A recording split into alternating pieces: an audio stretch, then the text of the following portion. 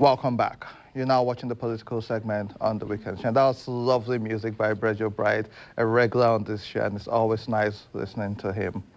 On the 2nd of August, there was a scheduled industrial action or strike or nationwide protest about the fuel subsidy and the economic situation in the country. However, there is a court decision which is prohibiting the National Labour or the Nigerian Labour Congress from having peaceful protests. However, it is a fundamental human right of every Nigerian to be able to protest or raise their grievances in a peaceful manner. And so by taking this matter to court and threatening to charge them to contempt of court for protesting, it now makes you question what are the rights of having unions in Nigeria. We will be talking about that and the palliatives or lack of it by the federal government as we go through top financial and economic times in the country at the moment. Joining us, we have Benson Opa, who is the Head of Information and Public Affairs at NLC.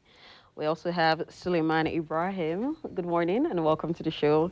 And joining us also is Ahmed Tijani Mustafa, who is the former SSA New Media, Osun State. Good morning and welcome to the show. My pleasure. It's a pleasure to be here. It's nice having you here. I like how you now always have your logo on your shirts and great branding. Yeah, it's our identity. It's amazing. Thanks a lot. Let's talk about what's going on in Nigeria. Yeah. Fuel subsidies were removed as an announcement. Yeah. No exact strategy on how to solve the problems of people. Then there was a proposal, and Nigerians kicked against it. The government listened and said they would modify it. Yes. Now your association has said this is taking too long, and there's a proposed strike action on the 2nd. I'll let you go on from there. What's the situation, and where are we headed? Yeah, let me thank you very much for summing up what the issues have been all about. Great, very thoughtful of you. We did go on protest on the 2nd of August because we had no other choice. It was the least option available to us.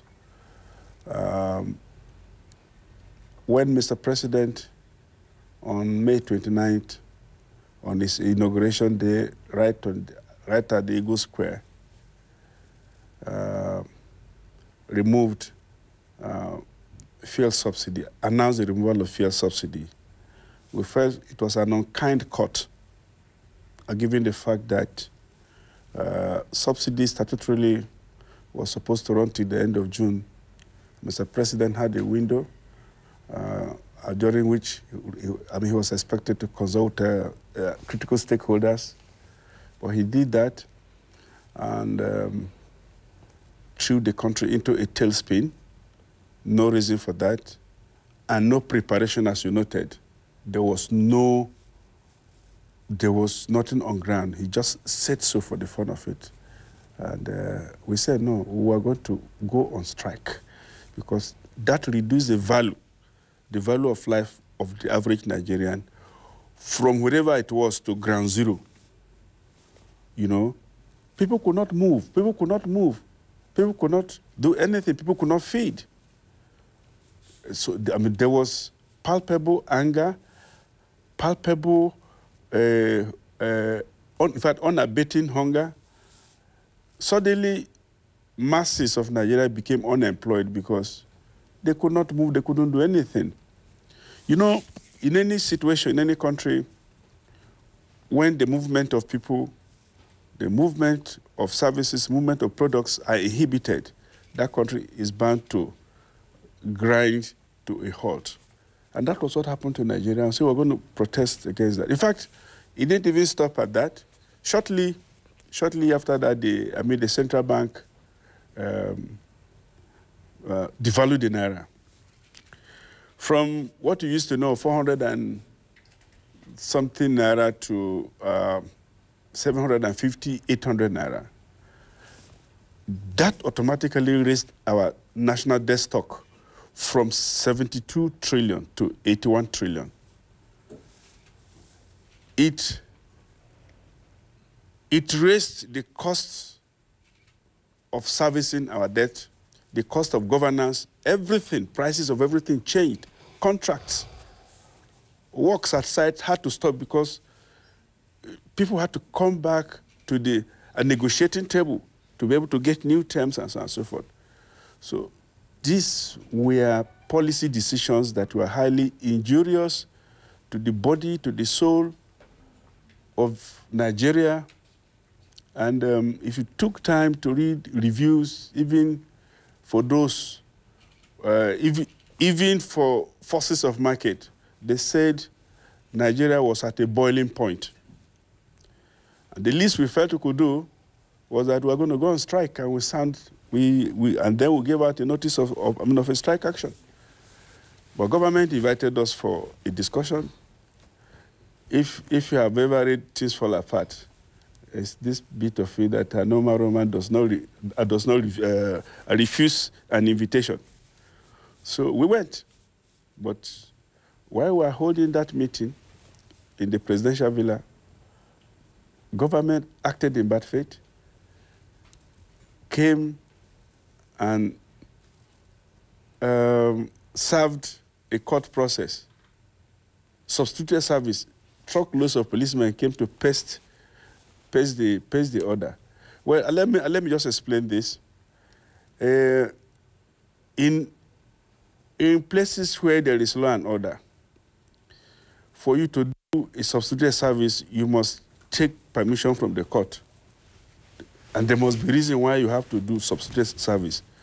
If that party is evading service or is not within that region, but could be reached by other means.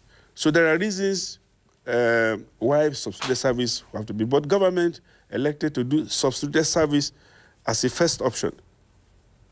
So in spite of that act of bad faith, we had the discussion, and we arrived at 7 points.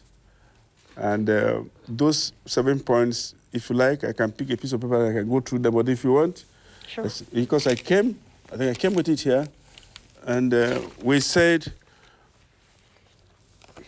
1, Labour and government to establish a joint committee to review the proposal for any wage increase or award and establish a framework and timeline for implementation.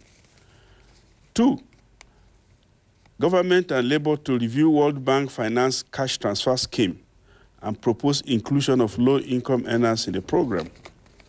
Government and Labour to revive CNG conversion program, earlier agreed with Labour centers in 2021, and work out detailed implementation and timing.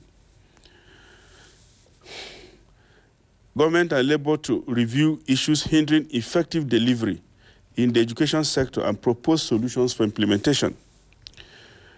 Government and Labour to review and establish the framework for completion of the rehabilitation of the nation's refineries. Government to provide a framework for maintenance of roads and expansion of rail networks across the country. And the 7th one is other demands as made by our sister Labour Center, the TUC. Okay, we'll let you come back, but I know there's a bit of comment to Johnny. Yes, Ahmed Johnny, I would like to know your thoughts on this NLC strike and protest. Do you believe this is the right way to go in regards to the fuel subsidy removal and the extreme cost of living for everyday Nigerians? Well, thank you for bringing me in, and I must appreciate the Labour leader who has spoken. He's spoken with clarity of thought. But then again, the fact that that protest lasted just a single day tells the story itself, tells just how unpopular a decision that was by the NLC to go ahead with that strike. While I quite understand that protest is a fundamental right of the citizen, and I must say that government did not go to court to stop them from protesting. Government went to court to stop them from going on strike. Those are two different issues. It's clear that subsidy had to go, and we all agreed with that. Nigeria, in the lead up to the 2023 elections, had 3 leading candidates. Labour took a position, one of those candidates, whose name I don't want to mention, and that candidate openly said that he was going to remove subsidy on the first day that he was elected president, and Labour was okay with it. So it's funny to me now how what they agreed to pre-election, and this candidate who won election, who is now president, said pre-election that he was going to remove fuel subsidy. So it's not as if we just woke up one day and the decision was made out of thin air. Throughout the campaign period, the three leading candidates, I say again, were clear on what their plan was. And let's be factual about this. Nigeria cannot sustain the subsidy. What we do, or what we've done over time, is to borrow to keep subsidizing. So if you, like he was saying in his argument that we had another 1 month window, that's another 1 month of continued borrowing. You know, so Bola Ahmed Tinubu, president, in his wisdom thought, enough is enough. If you go back to the history of subsidy, it was supposed to be a 6-month stopgap approach to help mitigate the rising cost of fuel. And we've gone around it for decades in this country. So at a point, we had to tell ourselves the truth, this has to go. In his list of demands for government, in Labour, not his, sorry, apologies, in Labour's list of demands for government, a lot of things that we needed to do. Nigeria is not as rich as most of us think that this country is. So if you're demanding that we expand railway, we invest in road infrastructure, we invest in electricity, increase minimum wage, where is that money going to come from if we still keep funneling money down the drain into subsidy? And it's painful because subsidy does not, in actual fact, benefit the average Nigerian on the street. It's a conglomerate of infinitesimal Nigerians who are ripping us off, benefiting from subsidy.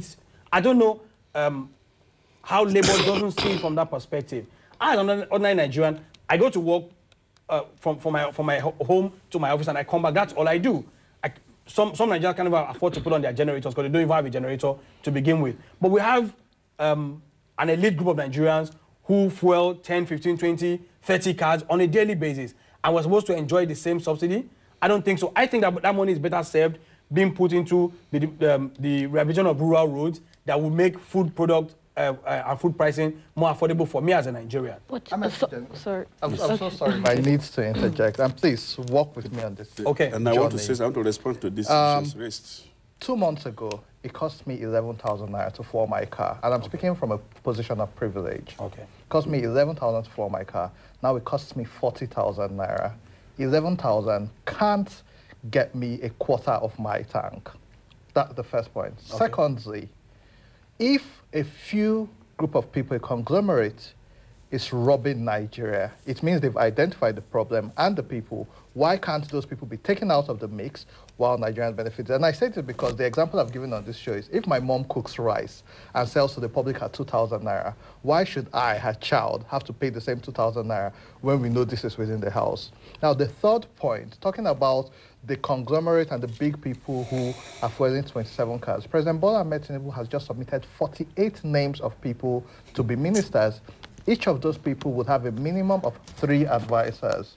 And so I'm yet to see positive moves to reduce cost of governance, the same way Nigerians are being told to calm down and take time. But most importantly, you say that it's not affecting the likes of you and I. It is affecting me. No, I did not say it's not affecting you. What I'm saying in essence is this. Okay, I like the example that you've painted about the president sending 48 names to the Senate for approval. Now, the question is, why was that done? Some ministries, from what I gather, I'm not speaking on behalf of the president, I don't presume to know what his mind is. For instance, in conversations I've had with certain people, have said ministries like Ministry of Youth and Sport will be split into 2, because if you have a Minister of Youth and Sport, most oftentimes that minister focuses on sports, neglecting culture. So this is on need-to-be basis. It's not, we're not trying to overblow government, we're trying to get specificity out of government, and which will in turn enrich the lives of ordinary Nigerians on the street. So it's a quid pro quo arrangement. And I'll come to the idea of your mom cooking rice. So the easiest way to drop fuel subsidies is to fix local refineries. And I like the fact that the NLC has made that demand on government. Okay, for how long has refineries been out of use or producing below optimal levels? We need to invest money to get that done. Rather than put that money into the refineries and fix them, we've figured out the solution, which is to subsidize fuel. And like I say again, if we keep going around that circle, we're not going to find the funds to do what we need to do, and that's where we're going to remain. If we don't take subsidy away today, Jonathan tried to take it away some 11, 12 years ago. We're still having that conversation right now. What I would expect is that we should have done that thing 12 years ago. Your party should have acted on it in the last 8 years. Do you agree? I agree. Absolutely. So the best time to do something is yesterday. The next best time to do it is today. But wouldn't you agree that with the NLC that some plans should have been made to cushion the effects of this fuel subsidy instead of it coming immediately at us? No plans, no cushions, no palliatives, nothing. As a matter of fact, Bola Ahmed Tinubu took over government on May the 29th, 2023. Whether or not he took a decision on subsidy, in the next 30 days of his administration, subsidy was going to go. And again, I need to remind you that we were borrowing to pay. It's not as if the money is available to Nigeria. We're literally borrowing money to pay subsidy. Yes, we know subsidy was inevitable, but we're just saying those plans, things to just help cushion the effects. And the fact that it takes time for this to... I understand. I'm like he said, I'm also feeling this. I'm not immune to the effect of this subsidy removal, but this is a process that we all need to go through.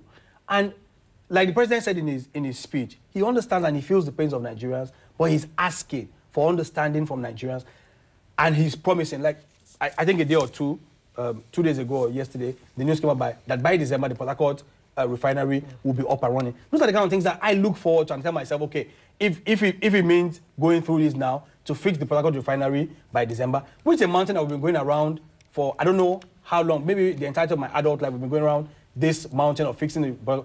If by December the government does not deliver on its promise to bring the Port Harcourt refinery to full capacity, then we can begin to have this conversation about failed promises and all of that. I need to bring other people in, and I'll bring Chief Ibrahim in, but I just want to state that talking about plans, like she said, and moves, and you're not APC, you're not the president, and you're doing a great job trying to even explain this further, but talking about plans and the president telling us to wait, the president and the National Assembly are borrowing another 800 million, and 70 billion naira was appropriated for the National Assembly, which has less than 1,000 people, whereas over 200 million people are being told to hold on and take it easy. And this is something which you can't necessarily answer.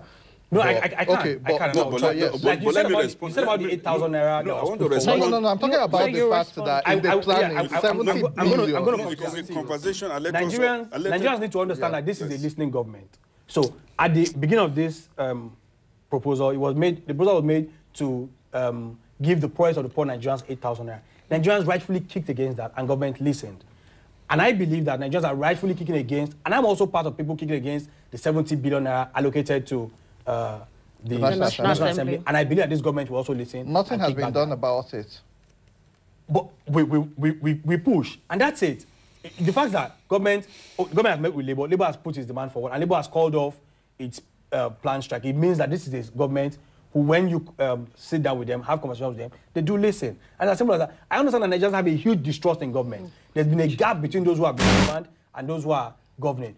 But we are hoping and praying that this current president and this administration can close that gap as much as possible. Okay, Suleiman, I want you to join the conversation. Can you just share your thoughts on all of this? Yeah, actually, the situation at hand is beyond the way and manner teeming masses of Nigeria are looking at it is this. But the leadership of the government and the labor, they are not even ready for popular Nigerians. When the government talk about, when the labor are supposed to strike or start protesting in respect of fuel removal, we did not see anything. Yes, you can take it from President Tinubu, he has the capacity. But I'm telling you, if one and only thing the president should do or should reconsider is this fuel subsidy. In my community today, fuel is 950 naira. People can no longer go to farm. I'm telling you, sir, life, the hardship and hunger that is striving in this country today, if the government need to know, I'm telling you, is a threat to even peace. Because at farm, people back their food on their back as babies because they are afraid others, farmers that do not have something to eat, will come and steal the food. So, just to tell you the level, even in the village. So, life is so miserable for every Nigerian, but God have blessed Nigeria with kindness. People of Nigeria were very patient. As I'm talking to you today, sir, government is talking about palliative. Who and who are they going to reach? Why people kick against the 8,000 naira proposed by President Tinubu is because everybody see the programs Buhari government initiated. In my community, they only come as if we are victim of insurgency. They will contract it to other people in the name of NGO. They will go and connive with banks, take record of people's accounts.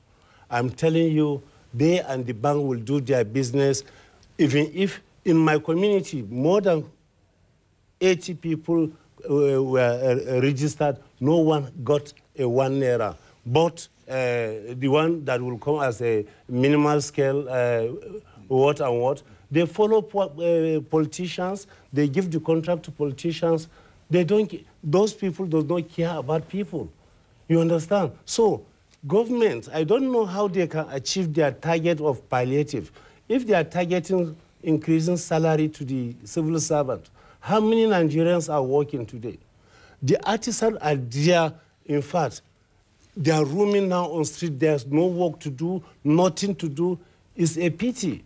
If Mr. President can listen to this, and just as the gentleman here said, he has a listening ear. Yes, let him do something about this. It is now, I believe that, or Nigerians believe that it is not those few Nigerians that benefit from subsidy. Subsidy is a child of necessity, either to stay, to be implemented. Nigerians are not ready.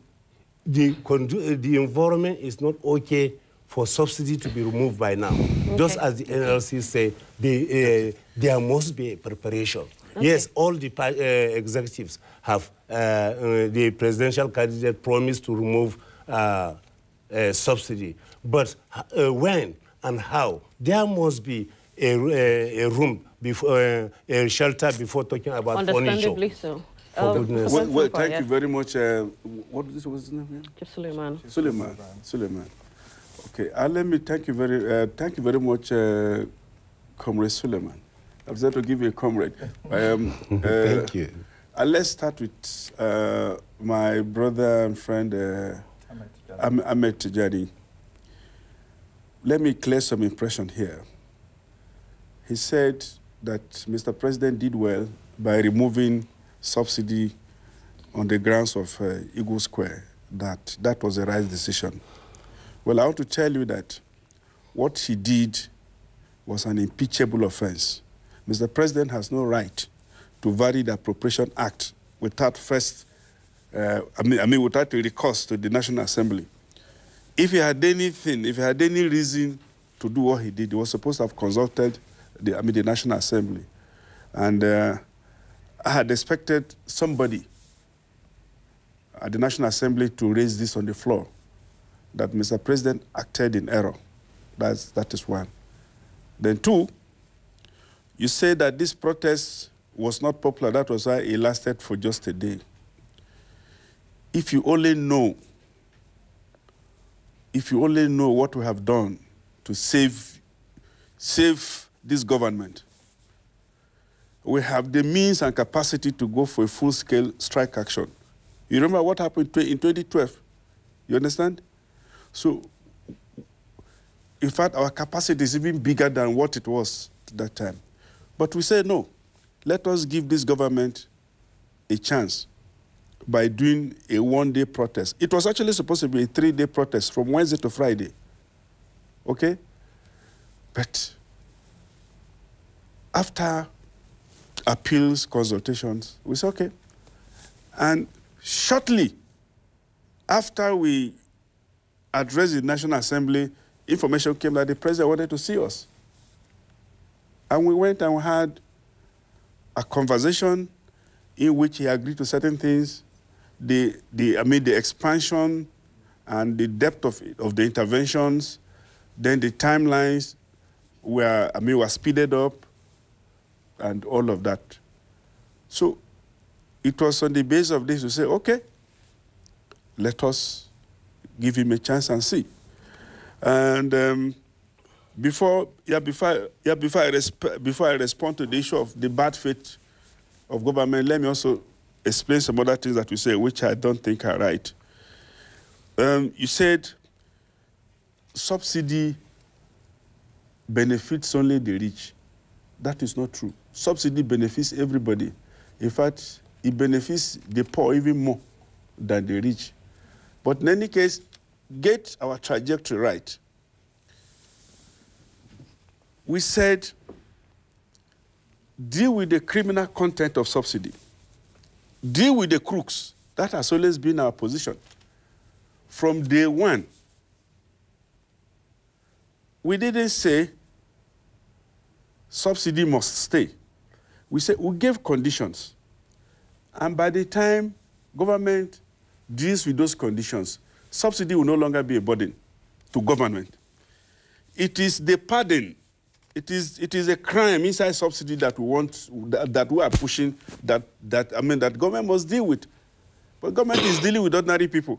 So just because of time, but let me just explain quickly. Forward from the full, because I know you have another deadline for the 14th, because we have about 2 more minutes to go. Yes, fine. And I want you to speak about your way forward. Yeah, well, but then what I'm saying is that before we do the way forward, we said, well, those guys who over-invoice, who under-deliver, those guys who are involved in the crude oil swaps between the NNPC and other entities, those guys who overestimate our national capacity consumption, who keep on, in fact, if what government spends on subsidy, let's assume, is 300 million, they give a bill of 2 to 3 billion. And I want you to listen to our illustrious daughter, Dr. Ngozi Iweala, of how they discovered these things and wanted to deal with them. And they abducted, her mother. So we have 1 minute. 1 minute left. Our way forward on something. Yes. Our way forward is that government acted in bad faith after Mr. President invited us for a heart-to-heart talk. Because Mr. President, whether I would like it or not, is the father of the nation. He's our father. So we listened to him and said, okay, owing to what you've said, we will listen. We will not proceed any further. Only to get to the office and to meet a summons saying that, that we acted in contempt of court. We said, okay, if this is what you want, for not going on strike, if this is what we want, we will give a full strike action. We're going to give a full strike. We have the capacity, and we're already mobilizing. And let me add this. I have reason to suspect that whoever engineered that court process, the person must be a political enemy of Mr. President, trying to undermine him, because Mr. President knows full well he was in trenches with us in 2012. He issued a 6-page statement. If I recall, I have it here. In fact, he called the Jonathan tax. Even though his own tax, now the Tinubu tax, even appears to be harsher than the Jonathan tax. Unfortunately, we need to go now because we've run out of time. But we will get both of you back on next weekend to continue this conversation. So you will be back and we'll have a part 2 so that you have a full 1 hour to have this conversation. Please. Thank you so much for watching us. We will have a part 2 of this conversation same time next week for 1 hour. But we just want to thank all of you for watching The Weekend Show. It's 5 years, and thank you for spending your time with us. Follow us on social media at Weekend Show ND on Facebook, Instagram, and Twitter. My name is Andy Madaki on social media. You can follow Didi at Didi_ on Instagram and Twitter. You can also watch this on YouTube, so we'll be having it uploaded shortly. But see you next week when we continue.